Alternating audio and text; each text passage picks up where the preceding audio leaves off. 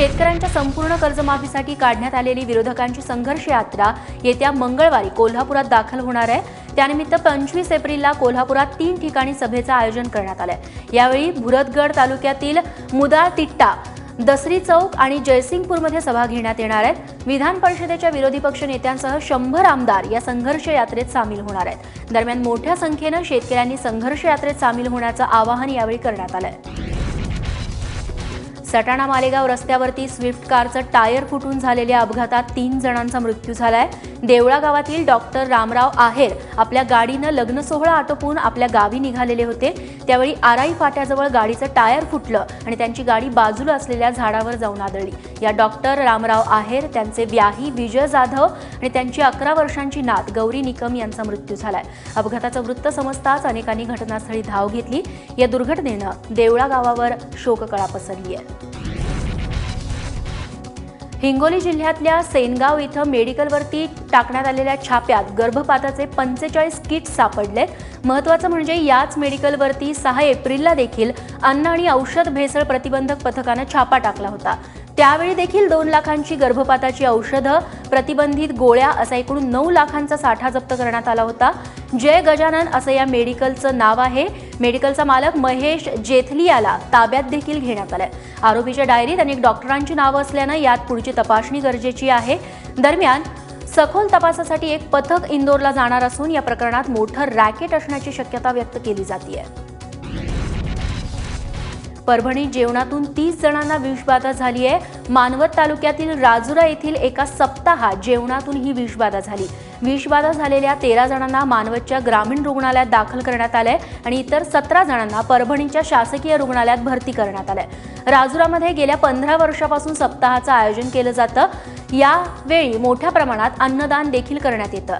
त्या दरम्यान विषबाधा झाली आहे। तुर्तास विषबाधा झालेल्या सगळ्यांचीच प्रकृती स्थिर असून त्यांच्यावरती पुढचे उपचार सुरू आहेत।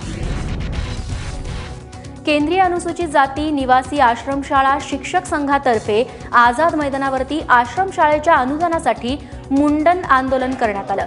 माजी पंतप्रधान अटल बिहारी वाजपेयी यांच्या कार्यकाळात राज्यात जवळपास 322 आश्रमशाळांना मान्यता दिली गेली होती। या आश्रमशाळांमध्ये जवळपास 4000 शिक्षक काम करतात, तर 40 ते 50 हजार अनुसूचित जातीतील मुलं इथं शिक्षण घेतात। त्यामुळे या शाळांना अनुदान द्यावं अशी राज्य सरकारकडे मागणी करण्यात आली होती। मात्र या मागण्या अजूनही प्रलंबित असल्यानं आज मुंडन आंदोलन करण्यात आलं। निळवंडे धरणाच्या कालव्यांसाठी सरकारनं निधी द्यावा यासाठी संगमनेरमध्ये मोर्चा काढण्यात आला।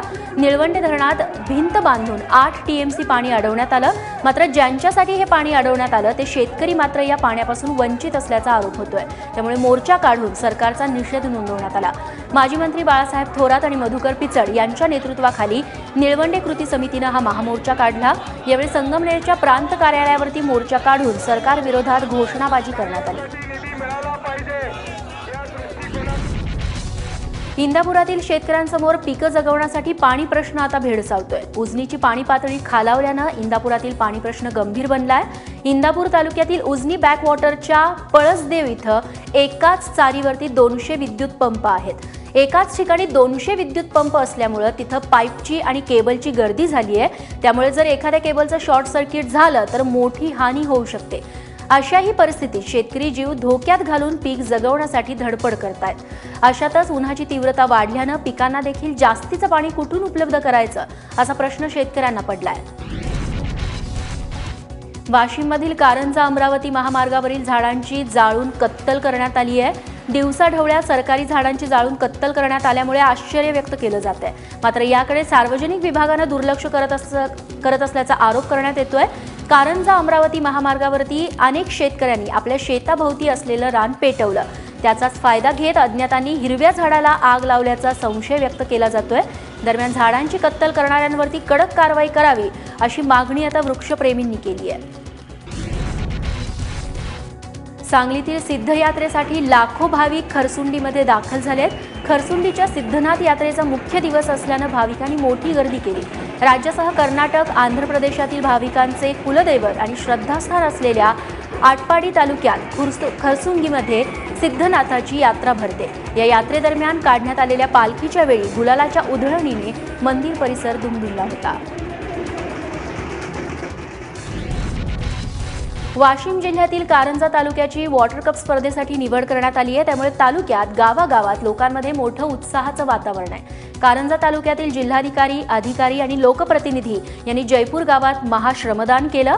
गावकऱ्यांसोबतच अधिकाऱ्यांनी देखील श्रमदान करून 2 माती नाल्याची बांधांची निर्मिती केली आहे। इतकंच नाही तर गावातील हजारो महिला आणि पुरुष तसंच लहान मुलांनी सुद्धा गाव पाणीदार करण्यासाठी मोठा हातभार लावलाय।